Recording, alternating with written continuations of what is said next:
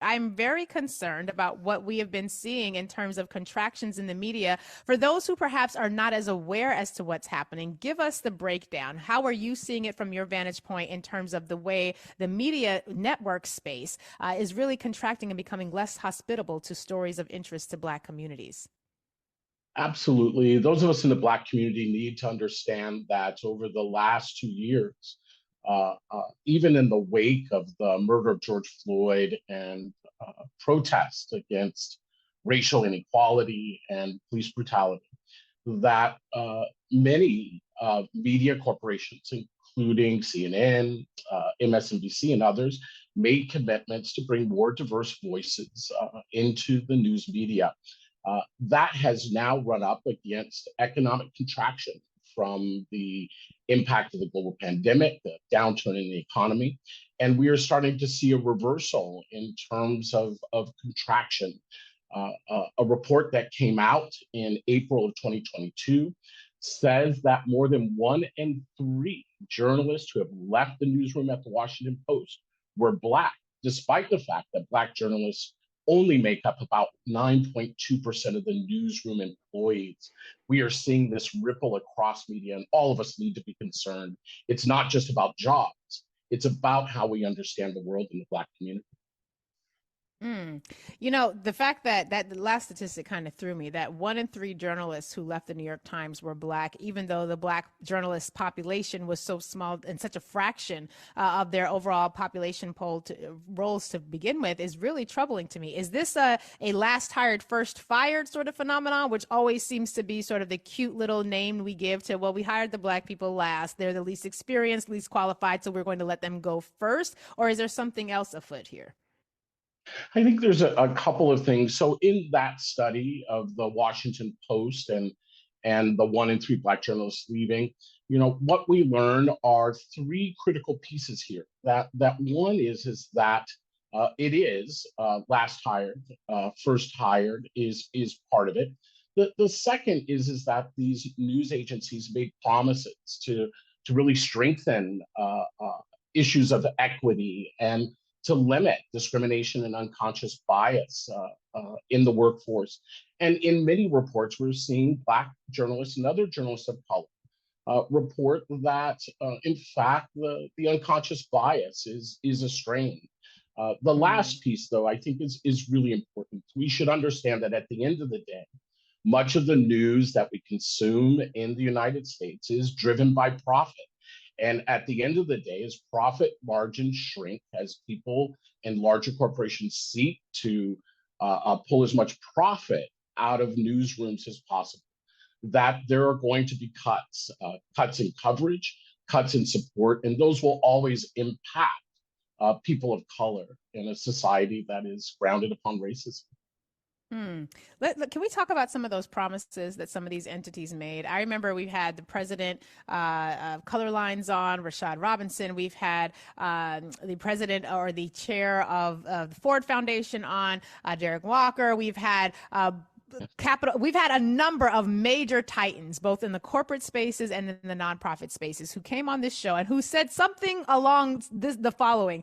We had Emmy-winning performances. I think it was Jacob Welltower of Blueprint Capital who said that we had Emmy-winning performances and declarations after the George Floyd lynching was aired all across the nation. We had press conferences. We had press releases where everybody, their grandmother and their Aunt Susan, were making commitments to double, triple, quadruple down on the investment in not just equity, but the investment in highlighting and centering Black stories in particular. There was this real opening in the national conversation about the unique place that racism, as experienced by Black people, had both on the street when you interact with police, in the boardrooms when you interact with colleagues, and everywhere in between.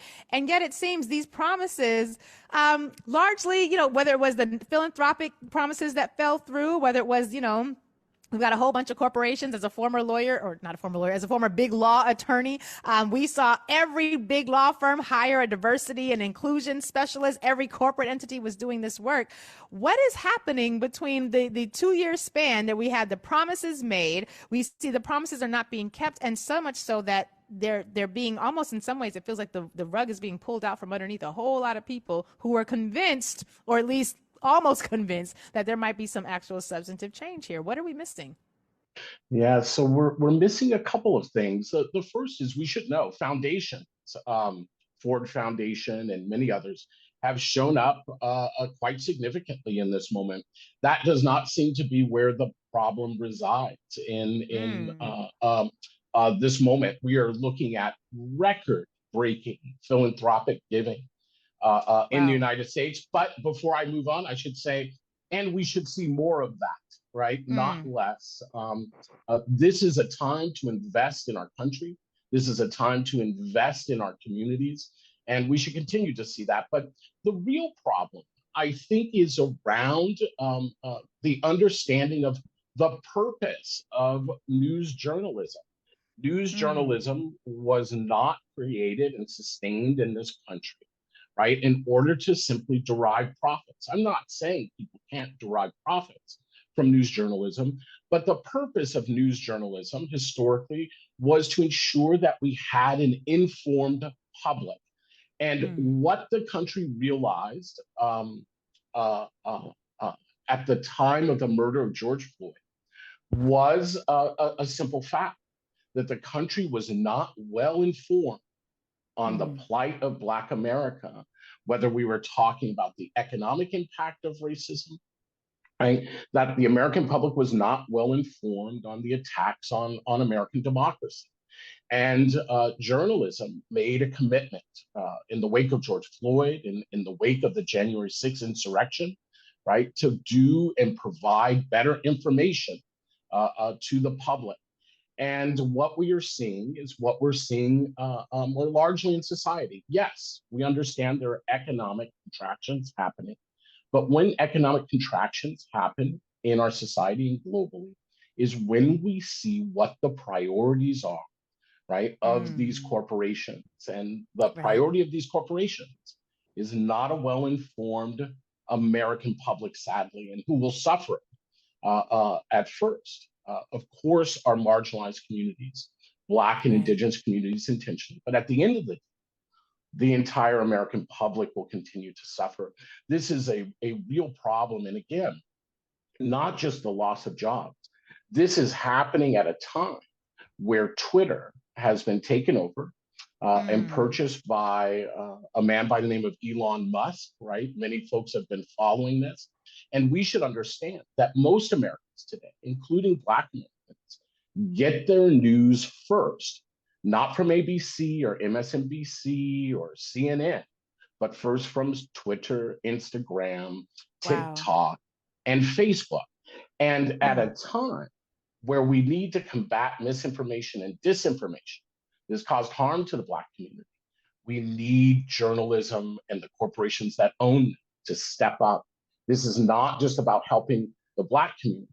This is also about strengthening democracy at a time it's under attack. It is their Mm. responsibility to do so. And it's the job of government to make sure that that's happening. Now, what do you say to people who hear this and say, well, listen, Eric, I hear what you're saying, but, subscription levels are down. Advertising models are what drives this industry. And we just don't have enough subscriptions. There's not enough subscribers. There's not enough business capital being injected into this space for us to maintain our same level of commitment. Although I question that because, as you mentioned, I think I said New York Times earlier, it was Washington Post. Again, if a third of your journalists leaving are Black and you had less than 15% of your journalists who were Black in the first place, query whether you're actually engaging in the savings that you purport to be saving. But what about the profit-driven model of news, the advertising-driven model, and the way that also is sort of incongruent with this purpose of having a well-informed public if the well-informed public is not paying the well-informed public price for that news? That's right. So we're at a time right now where we're watching the loss of the closure of newspapers at a rapid pace around the country and the consolidation of national media. We should be concerned, but here's what we have to understand. Yes, readership has gone down, but that's because newspapers are no longer the primary entry point.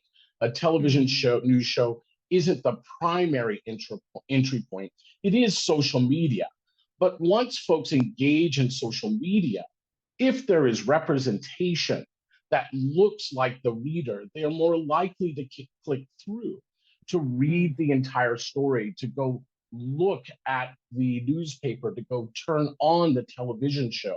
And so we have to understand that access becomes a critical issue here. If you go to Twitter and there is no place to go except for the misinformation, the disinformation of Mm. John and Jane, who are not qualified medical professionals, who are not qualified in a host of other issues, we are creating harm in our communities. So, what needs to happen in this moment is both the Congress and the US Senate need to take the reduction and the contraction of American media seriously. There needs to be Mm. hearings and studies. We need to understand, is there a way to subsidize American media, right? At a moment where the American public needs this information in order Mm. to understand what is happening in real time in American democracy. So that's the first. The second is pressures have to be put on corporations. Look, I'm not saying the individual newspaper, right, is making a profit, but I suspect looking at the record profits that corporations walked away with in 2021, 2020, 2019, 2018, Mm. 2017, right? That it's not a question of whether the individual entity is losing or making money, but is the Mm. overall corporation making money? And if it is making record dollars, it too needs to act like a good citizen and understand that this is a time where all of us roll up our sleeves, individuals and corporations. And we put the effort in to make sure we have a well informed public. It's that simple. And it doesn't happen without equity.